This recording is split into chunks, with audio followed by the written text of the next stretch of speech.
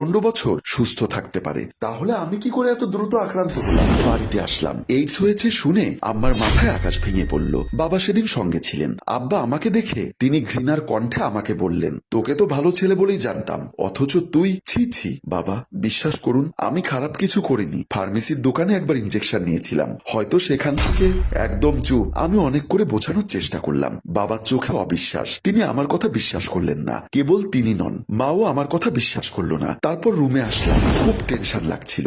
রাতারাতি আমার জীবন ওলটপালট হয়ে গেল। সবার চোখে আমি খারাপ হয়ে গেলাম, সব জায়গায় জানাজানি হয়ে গেল।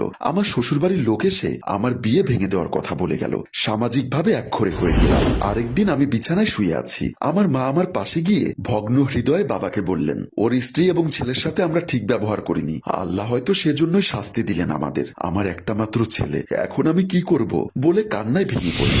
আমার এইডস হয়েছে শুনলে সবাই ঘৃণার চোখে তাকাতো। ওই দৃষ্টির সামনে বিষণ্ণতায়, ভয়ে, অসহায়ত্বে কুঁকড়ে যেতাম। নিজেকে আড়াল করার জন্য সর্বাক্ষণিক গৃহবন্দী হয়ে থাকতাম। ডাক্তার বলেছিলেন চিকিৎসা করালে দীর্ঘদিন সুস্থ থাকা সম্ভব, কিন্তু মানসিকভাবে এতটা ভেঙে পড়েছিলাম যে চিকিৎসা করানোর আগ্রহ হারিয়ে ফেললাম। শরীরের দ্রুত অবনতি হতে লাগলো। একদিন আয়নায় নিজের চেহারা দেখে চমকে উঠলাম। আমার চেহারায় যে বিষণ্ণতা রয়েছে তা একসময় স্ত্রীর চেহারায় দেখেছিলাম, আর আমার চোখে যে ভয় এবং অসহায়ত্ব রয়েছে তাও একসময় আমার স্ত্রীর মুখে দেখেছিলাম। তাদের কষ্টটা তখন অনুভব করতে পারলাম। সে রাতে স্ত্রীকে ফোন করে বললাম। আমার ফোন রিসিভ করে স্ত্রী চুপ করে রইল। তোমার কাছে ক্ষমা চাওয়ার কিংবা আমাকে ফিরে আসার কথা বলার সাহস নেই, শুধু বলবো একবার কি তোমাকে এবং আমার ছেলেটাকে দেখতে পারি? আমার কথা শুনে আমার স্ত্রী মনে হয় কান্না করতে লাগলো। আমিও অনুভব করতে পারছি, মনে হয় আমার রোগের কথা জানতো। অনেকক্ষণ চুপ থেকে বলল, ঠিক আছে আসবো। আমি ফোনটা কেটে দিয়ে প্রচন্ড কান্নাকাটি করলাম।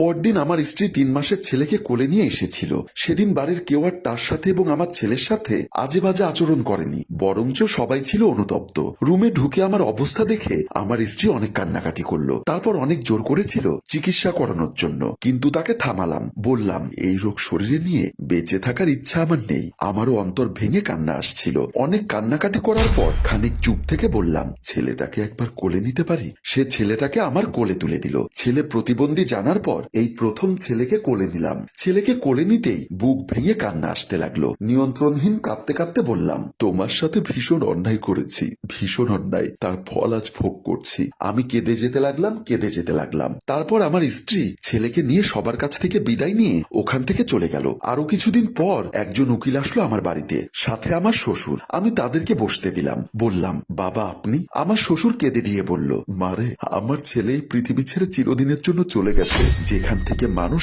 আর ফিরে আসে না। শ্বশুরের কথা শোনা